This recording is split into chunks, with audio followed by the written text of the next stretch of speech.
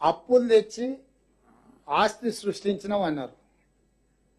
Machine Bhagiratha సృష్టించింది అది ఆస్త, కాళేశ్వరం కట్టిండి అది ఆస్త. ఏదైనా అప్పు తెచ్చినప్పుడు పెట్టుబడి పెట్టి ఆ పెట్టుబడి ద్వారా ఆదాయాన్ని వచ్చి మళ్ళీ తిరిగి అప్పు కట్టాలి. ఈరోజు మీ ద్వారా చంద్రశేఖరరావు గారిని, హరీష్ రావు గారిని నేను అడుగుతున్నా, మిషన్ భగీరథకు 50,000 కోట్ల రూపాయలు అప్పు తెచ్చిండ్రు. ఒక్క రూపాయి అయినా ఆదాయాన్ని సృష్టించి ఆ ఆదాయంతో నువ్వు అప్పు కట్టినవా? 1,00,000 కోట్లు కాళేశ్వరానికి అప్పు తీసుకొచ్చిన, ఒక్క రూపాయి అయినా కాళేశ్వరం కట్టి ఆదాయాన్ని పొందే ఆదాయం కట్టినవా?